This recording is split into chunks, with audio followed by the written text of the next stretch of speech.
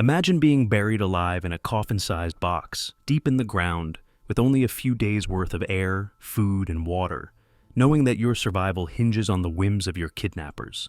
In the winter of 1968, the tranquil life of Emory University student Barbara Mackle was shattered when she was abducted from her motel room by a pair of criminals with a plan as bizarre as it was terrifying. Atlanta's past is as vibrant as it is dark. For decades, the public has been both startled and enthralled by stories of crime. Of these stories, one jumps out as especially horrific: the 1968 kidnapping of Barbara Jane Mackle. Still among the most notorious abductions in the history of the city, this terrifying event, more like a thriller than a real crime. It all started with Gary Stephen Krist, a man with a nasty agenda and a criminal record. After getting out of jail, Krist hatched a strategy as bold as it was terrible.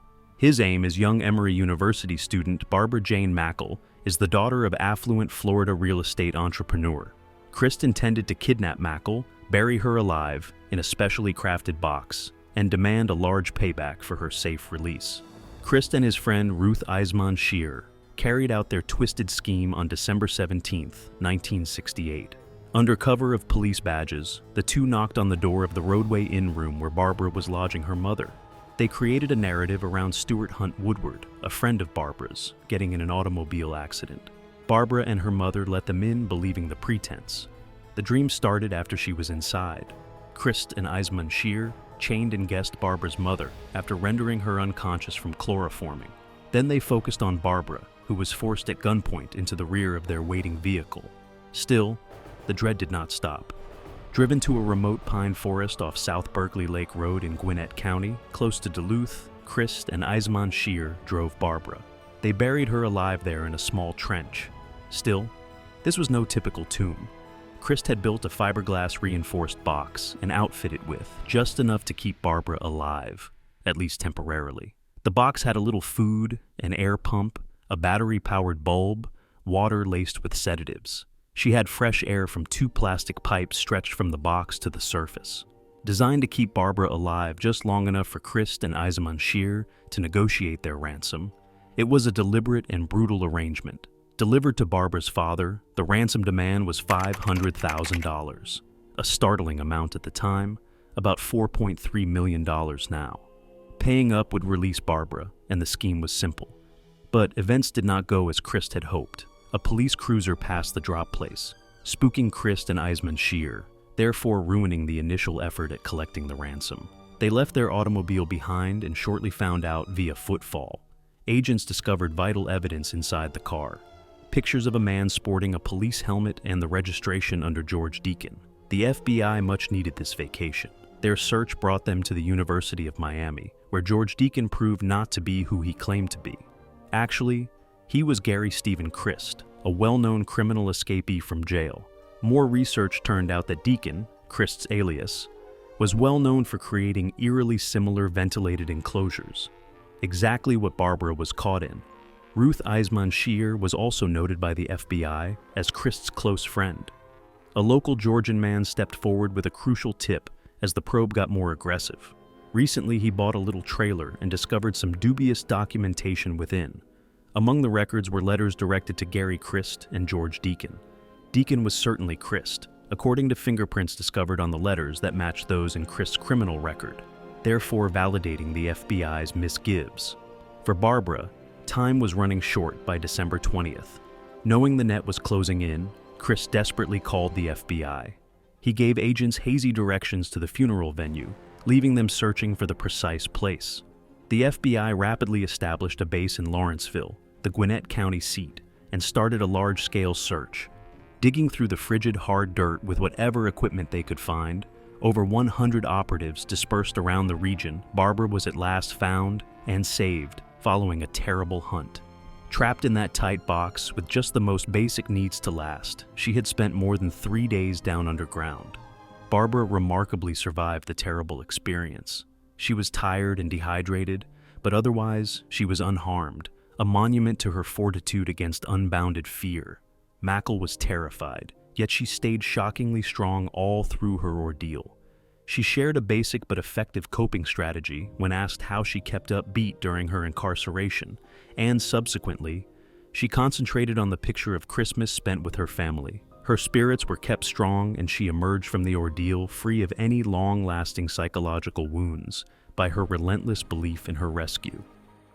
Gary Stephen Krist, the mastermind behind the kidnapping, was on escape in meantime. Krist bought a yacht out of some of the ransom money, intending to sail across the Gulf of Mexico to Texas. His escape strategy was thwarted, nevertheless, when he was arrested by Charlotte County, Florida, police on December 22nd. Authorities followed a tip to the Florida wetlands where Krist was hiding, and following a thorough night-long search, he was taken prisoner and hauled before courts. Ruth Eisemann-Schier, Krist's accomplice, managed to hide for a few more months. Believing he had abandoned her, she left Miami after separating from Krist after the ransom delivery. Eisemann-Schier applied for a job at a hospital and at last was arrested in Norman, Oklahoma. When the Oklahoma State Bureau of Investigation made a fingerprint match, a regular background check turned up her actual name, though she was paroled after serving 4 years and returned to her native Honduras. Eisemann-Schier was convicted and sentenced to 7 years in jail. Originally sentenced to life in 1969, Krist's journey did not finish there. Following 10 years of incarceration, he was granted freedom and even a pardon, allowing him to enter medical school. Amazingly, Krist worked for several years as a licensed physician in Indiana, but gradually his past caught up with him. His medical license was suspended in 2003, following revelations of his dishonesty regarding a disciplinary action taken during his residency. Krist's slide didn't stop there, though. He was caught once more in March 2006, this time aboard a yacht off the coast of Alabama. Authorities discovered 4 illegal immigrants and 14 kg of cocaine, apparently valued at $1 million on board. Krist was freed in November 2010 after serving 5 years and 5 months in prison for narcotics trafficking. When Krist broke the rules of his supervised release by leaving the nation without authorization. In August 2012, his tumultuous life took still another turn. On his sailboat, he had sailed to Cuba and South America, causing U.S. District Judge Cali V. Granade to revoke his supervised release and sentence him an extra 40 months in jail. Krist kept finding himself on the wrong side of the law, even though he had several opportunities to turn around. Regarding their kid, Krist's parents saw things differently, though. They thought he had changed after his years spent in prison and on board a ship. In interviews conducted from their Sitka, Alaska residence, they insisted their son had changed from the person who had kidnapped him. Bobby Krist, his mother, said he deserved a chance to start over and had paid his responsibility to society. She talked about the close relationship between parent and kid, one only a parent could really know. From the other side of the narrative, Barbara Mackle decided to keep living. Co-authored with the Miami Herald writer Gene Miller, she penned a book called 83 Hours Till Dawn that explored her horrific ordeal. Published in 1971, the novel served as the inspiration for 2 television films, 83 Hours Till Dawn broadcast in 1990 and The Longest Night, which ran on ABC in 1972. Audiences were enthralled with Mackle's account of survival and resiliency, which transformed her suffering into a triumph over challenge. Fascinatingly, Gary Stephen Krist also penned a book on his life called Life, The Man Who Kidnapped Barbara Mackle, released in 1972.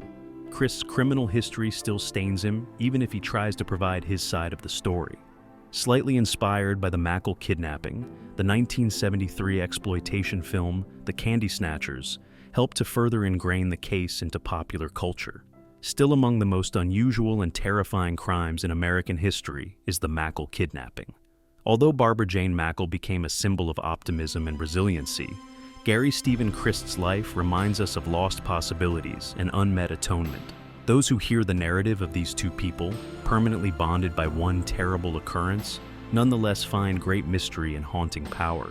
Barbara's survival, against all odds, is a beacon of hope in a world where evil sometimes seems to prevail. If you want to learn more stories like this, then do not forget to subscribe to our channel and hit the bell icon on your way out. See you all next time.